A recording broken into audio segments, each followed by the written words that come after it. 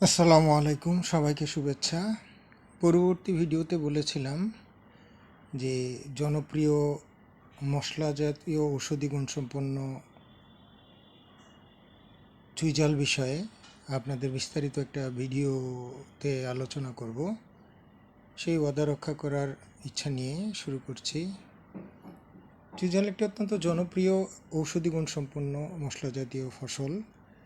বাংলাদেশে বিগত কয়েক বছরে এই চুইঝাল একটা সেন্সেশন বা ভাইরাল আইটেম হিসেবেই সামাজিক যোগাযোগ মাধ্যম সহকারে ইউটিউব, ফেসবুক, অন্যান্য মাধ্যমে বেশ যুব সমাজের মধ্যে এবং ভোজন রসিকদের মধ্যে বেশ জনপ্রিয়তা পেয়েছে এবং চুইঝালের খাদ্যগুণ, ঔষধি গুণ এবং অন্যান্য গুণাগুণ সম্পর্কে প্রচুর সংখ্যক আর্টিকেল পত্রপত্রিকা এবং সোশ্যাল মিডিয়ায় কন্টেন্ট আমরা দেখতে পেয়েছি। আমি মূলত এই চুইঝালের চাষ, এটার অর্থনৈতিক সম্ভাবনা, বাংলাদেশে কোথায় এটা সবচেয়ে বেশি হয় এবং পৃথিবীর অন্য কোথাও আছে কি না, কী ধরনের ঔষধি গুণ আছে, কত প্রকার চুইঝাল রয়েছে এবং যে কোনো চুইঝাল চাষ করতে আমাদের কোন কোন বিষয়গুলি লক্ষ্য করা দরকার, চুইঝালের কেজি প্রতি বাজার মূল্য কীরকম, চারা কিভাবে তৈরি করা হয়, কোত্থেকে আনা সম্ভব ইত্যাদি বিস্তারিত বিষয়ে আলোচনা করব। আজকের ভিডিওটা মূলত যেন সকল পর্যায়ের মানুষের কাজে লাগে সেই উদ্দেশ্য বা চিন্তা থেকেই আমি কিছু তথ্য, উদ্ভিদতাত্ত্বিক তথ্য পর্যন্ত সবাইকে দেব। একই সঙ্গে এই চুইঝাল বা গোলমরিচের মতো চাষগুলো একটা ইন্টিগ্রেটেড ফার্মের মাধ্যমে আমাদের যুব সমাজকে কিভাবে ভালো রোজগার বা রিজিক, হালাল রিজিক দেওয়ার উপলক্ষ হতে পারে সেই বিষয় নিয়েও কিছু কথা বলবো। বিগত বেশ কিছু বছরে আমি লক্ষ্য করেছি আমার আপনজন, আত্মীয় স্বজন সহকারে কাছের দূরের অসংখ্য মানুষ বিদেশে যাওয়ার জন্য মারাত্মকভাবে ক্ষতিগ্রস্ত হচ্ছেন, আর পরিবার, আত্মীয় স্বজন সবাই নিয়ে সর্বশান্ত হয়ে যাচ্ছেন একেবারেই। খুব খারাপ লাগে এগুলি দেখে। আমি যেহেতু দীর্ঘদিন ইন্টারন্যাশনাল অর্গানাইজেশন ফর মাইগ্রেশনের সাথে কাজ করেছি, অর্থাৎ মানব পাচার সংক্রান্ত বিষয়গুলো আমি গভীরভাবে জানি। একই সঙ্গে বর্তমানে যেহেতু আমি ইমিগ্রেশন প্রশাসন শাখায় কাজ করছি এবং সাইবার ক্রাইম এবং ডিজিটাল ফরেন্সিকে কাজ করার কারণে, তার উপর পুলিশে প্রায় 35 বছরের কাছাকাছি সময় কাজ করার কারণে বাংলাদেশের মানুষ অন্যান্য দেশে যেতে গিয়ে কী ধরনের বিপদে পড়ছে, কত লক্ষ টাকা খরচ করে সুদে টাকা নিয়ে নিজের জায়গা জমি বিক্রয় করে আত্মীয় স্বজনের কাছ থেকে নিয়ে মেকি ভুয়া স্বপ্নের পিছনে দৌড়ে নিজেরা সর্বশান্ত হচ্ছেন, নিজের পরিবারকে ঝুঁকিতে ফেলছেন। অনেকেই ইউরোপ আর আমেরিকার জন্য মোহগ্রস্ত হয়ে 14 গোষ্ঠী সহকারে কষ্টে আছেন। এমনকি আমার কাছের মানুষ, আত্মীয় স্বজন অনেকেই এই ধরনের ঘটনার শিকার হয়েছেন।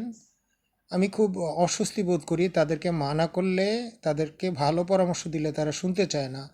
অদক্ষ মানুষের স্থান আমাদের পৃথিবীর কোথাও নাই, এটা মনে রাখতে হবে। বিদেশে আপনাকে লক্ষ লক্ষ টাকা দিয়ে, আপনার মতো যে ব্যক্তি বাংলাদেশে থেকে 2টা টাকা রোজগার করার অকাত নাই, সরি ফর মাই ল্যাঙ্গুয়েজ, তাকে বিদেশে লক্ষ লক্ষ টাকা বেতন দিবে, এই গাঁজাখড়ি স্বপ্ন আমরা কিভাবে দেখতে পারি? বরং আমরা যদি যেই টাকা খরচ করে দালালকে দিয়ে আমরা বিদেশে যাওয়ার চেষ্টা করি, তার 1000 ভাগের 1 ভাগ টাকা আমরা যোগ্যতা অর্জনের জন্য খরচ করতাম এবং আমরা দক্ষতা অর্জন করে সরকারিভাবে যুব উন্নয়ন অধিদপ্তর বিএমইটির মাধ্যমে সরকারিভাবে যেতাম, আমাদের রোজগারের বিষয়টা নিশ্চিত হইতো এবং আমাদের লোকজন ক্ষতিগ্রস্ত হইতো না।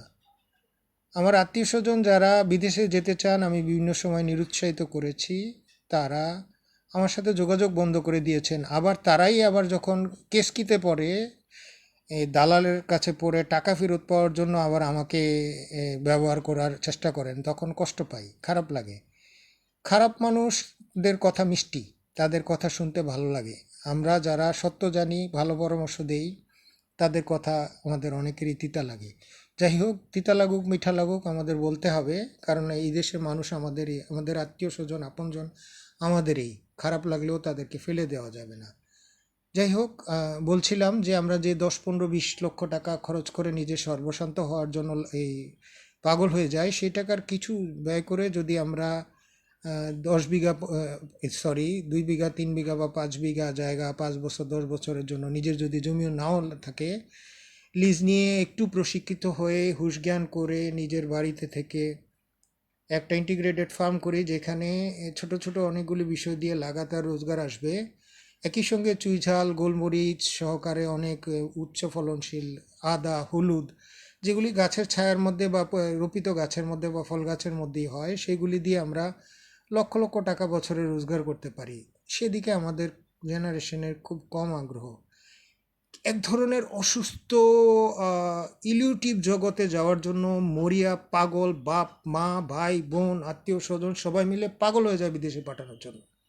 এই বিদেশ গিয়ে 10 বছর 15 বছরে আসতে পারে না, বিয়ে করে সন্তান রেখে যায়, সন্তান বড় হয়ে যায়, সরি টু সে স্ত্রী, এই এরা তো মানুষ। ইসলামও 3 মাসের অধিক স্বামী স্ত্রীর কাছ থেকে দূরে থাকতে মানা করছে।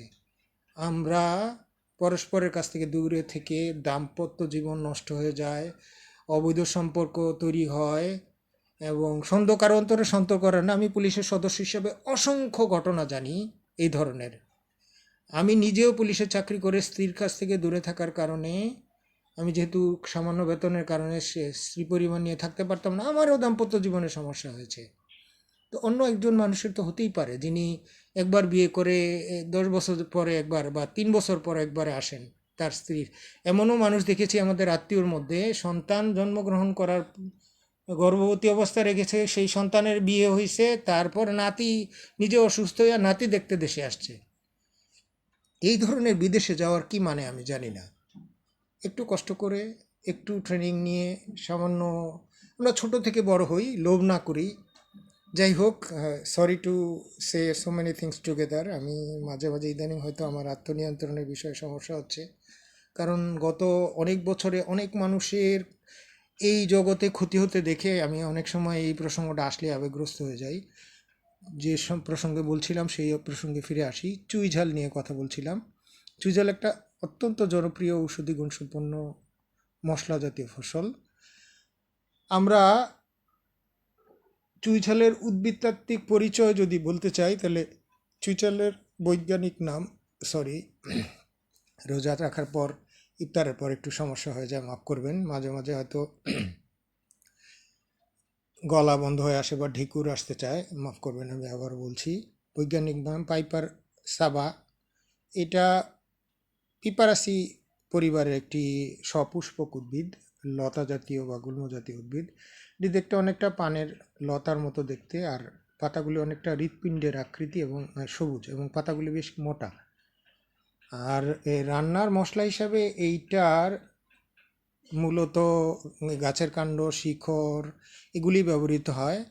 এটার লতাগুলো একদম লতা এবং পাতাও কাজে লাগে।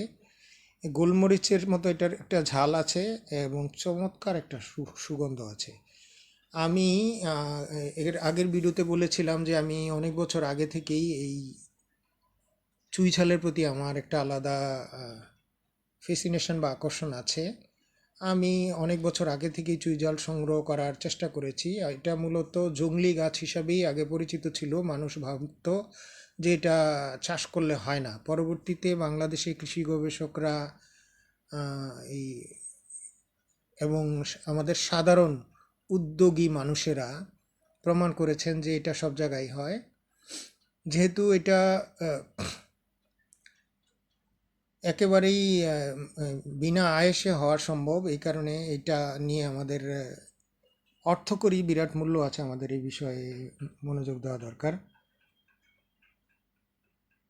চুইঝালের পুষ্টিগুণের কথা বা ঔষধি বৈশিষ্ট্য সম্পর্কে যদি আমি বলি, তাহলে বলা উচিত যে চুইঝালে প্রচুর পরিমাণে আইসোফ্লাভোন বা এটা এমন একটা উপাদান যেটা মূলত আমাদের শরীরের অঙ্গ প্রত্যঙ্গে বা নার্ভাস সিস্টেমে বা ব্যথা হলে এটা কাজ করে। একটা অ্যালকালয়েড থাকে, পাইপারিন জাতীয় উপাদান আছে, তারপর গ্লাইকোসাইডস আছে, এবং এর মধ্যে সুগন্ধি একটা তেলের মতো উপাদান থাকে, যার পুষ্টিগুণ এবং উপকারিতা আরও বলতে গেলে আমরা বলতে পারি এটা একটা হজম সহায়ক চমৎকার জিনিস। এটি গ্যাস্ট্রিকের সমস্যা ও কোষ্ঠকাঠিন্য দূর করতে সাহায্য করে। এটা ব্যথা উপশম করে থাকে। এর থেকে এই ক্যাপসাইসিন নামের যৌগ পেশি ও সন্ধিবাতের ব্যথা কমাতে কার্যকরী। আর রোগ প্রতিরোধ এবং অ্যান্টিঅক্সিডেন্ট গুণসম্পন্ন হওয়ার কারণে এটা রোগ প্রতিরোধ ক্ষমতা বাড়ায় মানুষের। কফ, হাঁফানি, সর্দি, অ্যালার্জি জাতীয় সমস্যা যাদের আছে তাদের বেশ কাজে লাগে। এটা বেশ রুচি বর্ধন করে, ক্ষুধামন্দা দূর করে, খাবারের প্রতিও রুচি বাড়ায়। আবার যারা ডায়াবেটিক তারাও এটা খেতে পারেন, কিন্তু ডায়াবেটিকে যেই গুণাগুণের কথা বললাম এগুলি বেশি থাকার কারণে ডায়াবেটিকদের অনেক ক্ষেত্রে বিপদ হতে পারে। ক্ষুধা বেশি লাগলে বেশি খাবেন আর সর্বনাশ হবে। তো আমার মতো যারা ডায়াবেটিক আছেন তাদের প্রতি সতর্ক থাকার অনুরোধ করলাম। মূলত যে সকল কারণে যেভাবে ব্যবহার হয়, আবার যেই স্থানে এই চুই ঝালগুলো মূলত পাওয়া যায় এই বিষয়ে কিছু কথা বলতে চাই। মূলত চুই ঝালের ডাল বা শেকড় এগুলি গরুর গোস্ত, খাসি বা হাঁসের মাংস রান্নায় ব্যবহৃত হয়। মাংসের ঝোল, চুই ঝালের ঝোলে ছোট ছোট টুকরো করে দিলে বিশেষ ধরনের ঝাল এবং স্বাদ যোগ হয়, এর ফলে চমৎকার লাগে। মাছের ঝোলের সাথেও অনেকে খেয়ে থাকেন, খুবই ভালো লাগে। আমি নিজেও খেয়েছি, অসাধারণ একটা টেস্ট পাই। আবার কারো কারো কাছে শুনেছি তেমন একটা ভালো লাগে না। আসলে মানুষ মানুষ আলাদা রুচি থাকে, তবে অধিকাংশ মানুষেরই এই চুই ঝাল চমৎকার পরিতৃপ্তি দেয়। আর চুই ঝালের আদি উৎস যদি বলতে চাই তাহলে এটি দক্ষিণ পূর্ব এশিয়ারই স্থানীয় প্রজাতি, অর্থাৎ আমাদের এই সাবকন্টিনেন্ট সহকারে আশেপাশের দেশগুলিতেই এটার উৎপত্তি হয়েছে।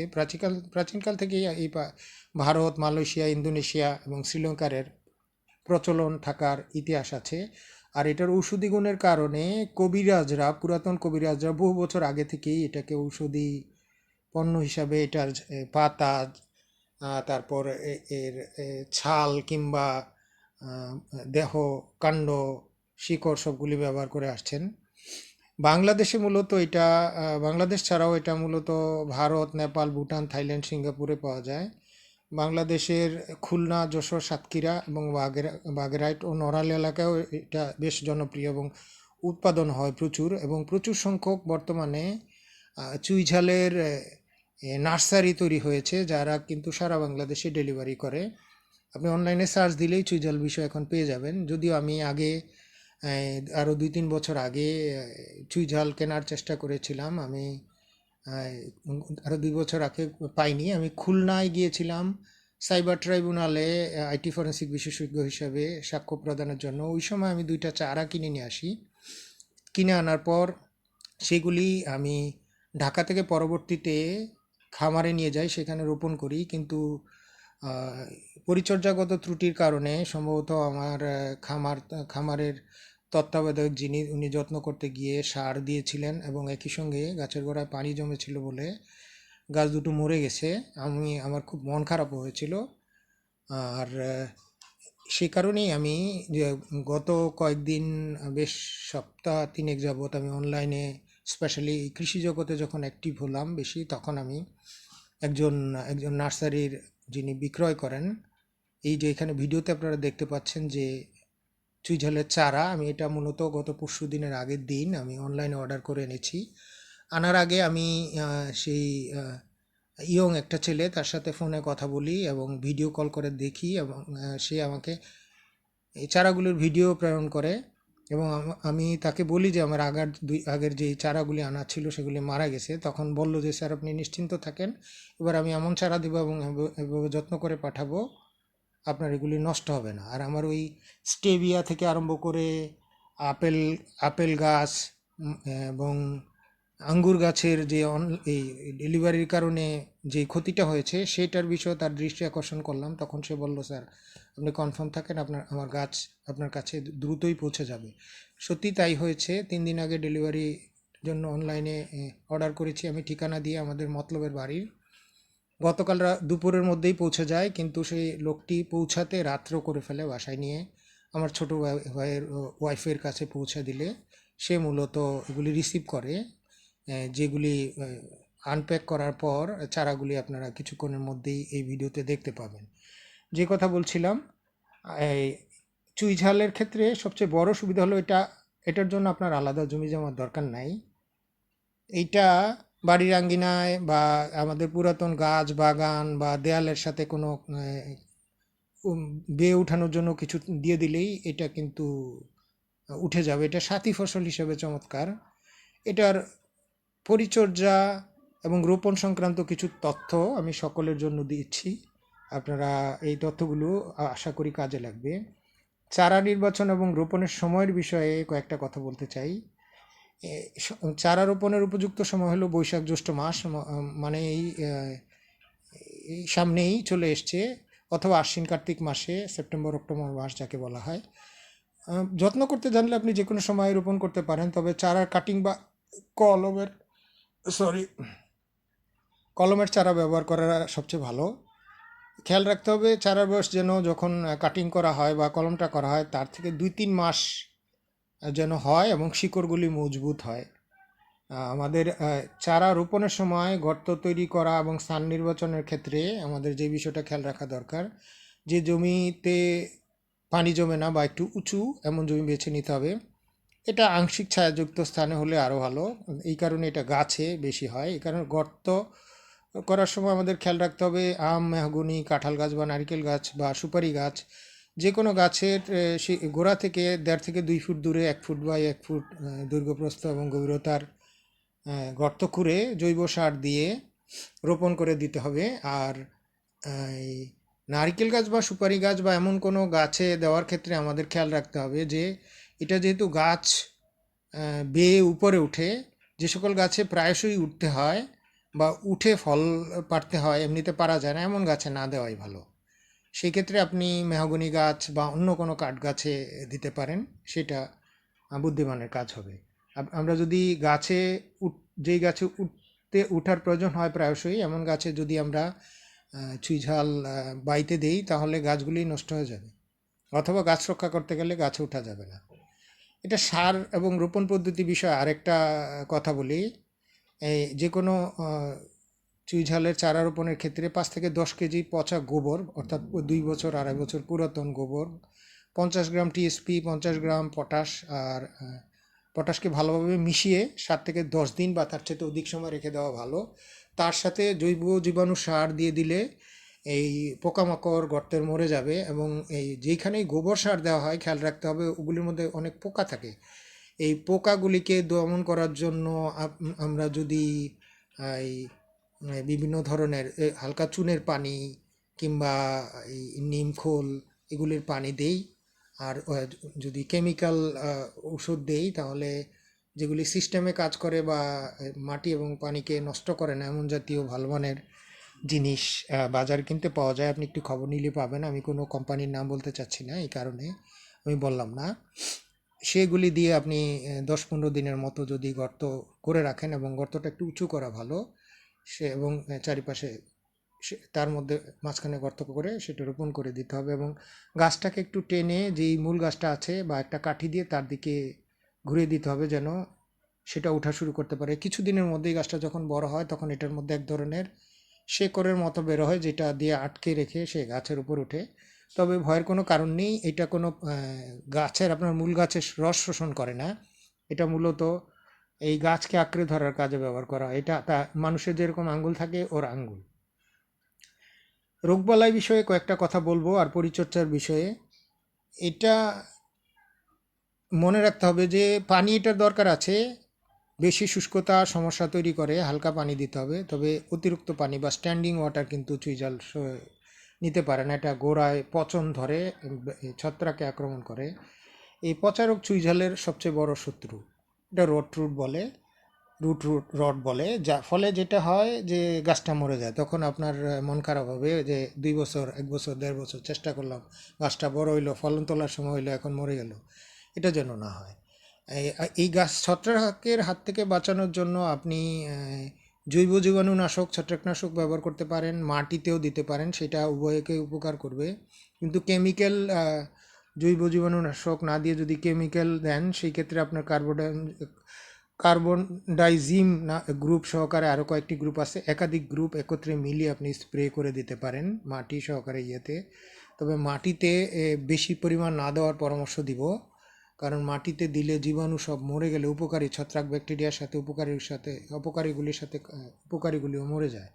এই কারণে যদি কখনো আপনারা এই কেমিক্যাল জৈব জীবাণুনাশক দেনও, এই কেমিক্যাল জীবাণুনাশক ব্যবহারও করেন, সেই ক্ষেত্রে জৈব জীবাণু মিশ্রিত মাটি অন্য কোথাও থেকে এনে সেটাকে আবার মাটির জীবন ফিরিয়ে দেওয়ার জন্য গোড়ায় সেই ধরনের উর্বর মাটি দিয়ে দিতে হবে। অর্থাৎ মনে করেন পুরাতন বট গাছ বা বাঁশঝাড় যেখানে কখনো কেউ ওষুধ মানে নাই, এমন জায়গা থেকে মাটি আনতে হবে। আর খোল জাতীয় জিনিসকে, কিছু সামান্য পরিমাণ খোলকে 10-12 দিনের মতো বা 7 দিনের মতো কমসে কম ভিজিয়ে রেখে সেটাকে 20 গুণ, 50 গুণ বা 100 গুণ ভ্যালুমে বৃদ্ধি করে তার সাথে চিটাগুড় দিয়ে মিক্স করে আপনি গোড়ায় হালকাভাবে ছিটিয়ে দিতে পারেন। তাহলে আবার জৈব জীবাণু চলে আসবে, মাটির উর্বরতা বৃদ্ধি পাবে এবং এই গাছ শক্তি পাবে এবং মোটা হবে। চারা লাগানোর 1 থেকে 1.5 বছর পরেই সাধারণত চুইঝাল খাওয়ার উপযুক্ত হয়ে যায়। তবে যত বেশি বয়স হবে তত বেশি এটা মোটা হবে এবং এর মধ্যে কাণ্ড যত মোটা হবে এটা তত খেতে সুস্বাদু হয়। তখন বাজার মূল্যও বৃদ্ধি পায় এবং একই সঙ্গে এই যত বছর বেশি বয়সী একটি গাছ তত বেশি চুইঝাল পাওয়া সম্ভব। একটা কথা আমাদের মনে রাখা দরকার, আমরা যদি কেউ ডেইরি ফার্ম বা গবাদি পশু পালন করি বা গরুর খামার করি, আমাদের তো গোবর রয়েছেই, যেটা সেই ক্ষেত্রে গোবরের দিয়ে আমরা চুইঝালের মতো যে গাছগুলি আছে যেগুলি প্রাকৃতিক পরিবেশে বড় হয়েছে, জেনেটিক্যালি ওই বৈশিষ্ট্য সম্পন্ন, সেগুলিকে আমরা গোবর সার ব্যবহার করে অনেক উন্নত করতে পারি বা ভালো করতে পারি। যে দেখতে পাচ্ছেন আমার এই চারাগুলো একটু পাতাগুলো দুর্বল হয়ে গিয়েছিল, কিন্তু পানি দেওয়ার পরেই কিছুক্ষণ পরেই ঠিক হয়ে গিয়েছিল। যাই হোক, যে কথা বলছিলাম, আমরা যদি ডেইরি ফার্মে আমাদের গরু ঘরের দেয়াল থাকে, এগুলির মধ্যে বা আশেপাশে যে গাছ থাকে সেগুলির মধ্যে আমরা সুতা জাতীয় কোনো কিছু দিয়ে বেঁধে দিয়ে এটা উঠায় দিলে সেখানে উঠবে। এবং যেহেতু এটা প্রত্যক্ষ আলো না হলেও, রৌদ্র না হলেও হয়, সুতরাং এটা সমস্যা করবে না। আমাদের একটা কথা মনে রাখা দরকার যে চুইঝাল একটা অত্যন্ত মূল্যবান অর্থকরী ফসল, যেটা দিয়ে একেবারে বুদ্ধিমত্তার সহিত ব্যবহার করা গেলে একটু দীর্ঘমেয়াদী হলেও অসাধারণ আয় করা সম্ভব। আমাদের বাংলাদেশে বহু সংখ্যক নার্সারি আছে যেগুলি বিভিন্ন ধরনের সাইজের আকার আকৃতির চুইঝাল বিক্রয় করে, আর তারা এখন অনলাইনেও ডেলিভারি করে। একটা কথা মনে রাখতে হবে, আমরা যদি অনলাইনে কারো কাছ থেকে চারা আনি, তার সাথে কথা বলে নিয়ে তার পরিচয় নিশ্চিত হয়ে, তার গ্রহণযোগ্যতা নিশ্চিত হয়ে, যেটা সম্পর্কে আমি অলরেডি ফেসবুকে রিপোর্ট করা থেকে আরম্ভ করে আমার ফেসবুকে আমি বিস্তারিত দিয়ে দিয়েছি। কারো বিরুদ্ধে যদি আমরা রিপোর্ট করতে চাই কি কি ব্যবস্থা নিতে পারি, আমি 2টা পর্বে অনলাইন প্রতারণাকারীদের বিরুদ্ধে কিভাবে ব্যবস্থা নেওয়া যায়, অনলাইন কেনাকাটায় প্রতারণা যারা করেন সেই সংক্রান্তে, এটা অন্য কিছুর জন্য প্রযোজ্য। আপনারা সেইখান থেকে একেবারে বিস্তারিত জানতে পারবেন। বাংলাদেশে মূলত 2 ধরনের চুইঝাল দেখা যায়। এর একটা এদের প্রধান পার্থক্য হলো এদের বৃদ্ধি এবং আকারগত। যেই চুইঝালটা দেখছেন আপনারা, এটা গেছো চুইঝাল, এটা গাছে উঠে, এটা ক্লাইম্বিং টাইপ। আমি অবশ্য ঝোপ জাতীয় যেটা আছে দ্বিতীয়টা, সেটাও খোঁজার চেষ্টা করেছি, আমি পেয়েছি কিন্তু আনার সুযোগ পাইনি, খুব দ্রুতই নিয়ে আসবো। এই যেটা ক্লাইম্বিং টাইপ, যেটা মূলত আম, মেহগনি এবং শিমুল বা অন্য যে কোনো গাছ, নারিকেল, যে কোনো গাছই চড়িয়ে দিতে পারেন। এটা 30 থেকে 40 ফিট পর্যন্ত লম্বা হয়, আর এটার কাণ্ড বেশ মোটা হয়, আঁশযুক্ত হয় এবং শিকড়ও অত্যন্ত সুস্বাদু এবং ঝাল হয়। দীর্ঘজীবী হওয়ার কারণে এটার ঔষধি গুণও চমৎকার। আর আরেকটা নতুন জাত তৈরি করেছে এইটার উপরেই গবেষণা করে, ক্লাইম্বিং টাইপটাকে, বাংলাদেশ কৃষি গবেষণা institute, Bangladesh agriculture research institute এই গেছো চুইঝাল থেকে বাছাই করে চুইঝাল 1 নামে একটা উন্নত জাত অবমুক্ত করেছে, যা আপনি নার্সারিতে খুঁজলে পাবেন। ওইটাকে যদি আমরা ব্যবহার করি, এটা তুলনামূলকভাবে দ্রুত বর্ধনশীল। আমার এইটা সেই জাতের কিনা আমি নিশ্চিত হতে পারিনি, আমি ওই ছেলেটার সাথে কথা বলে নিশ্চিত হওয়ার চেষ্টা করব। আর ঝাড় টাইপ বা বুশ টাইপ যেই চুইঝালের কথা বলছিলাম, এটা কোনো গাছের আশ্রয় ছাড়া ঝোপের মতো 3 থেকে 5 ফিট পর্যন্ত উচ্চতার হয়। এইটারও পাতা কাণ্ডের গুণাগুণ ভালো, তবে এটার মূলত শিকড় গুলিই বেশি সুস্বাদু এবং ঝাল বেশি। এটা যে কোনো জায়গায়, রোদের মধ্যে, ঘরের আশেপাশে, পুকুরের পাড়ে আপনি এটা যে কোনো ফসলের মতো করা সম্ভব, এবং এটা অন্যান্য ফসলের সাথে মাঝখানে করে ফেলতে পারেন। আর আদা হলুদের সাথেও আপনি একসাথে করতে পারবেন, কোনো সমস্যা নেই। এই এটি গেছো চুই জাইলের তুলনায় এর কাণ্ড বেশ চিকন, ঝাল কিছুটা কম হতে পারে।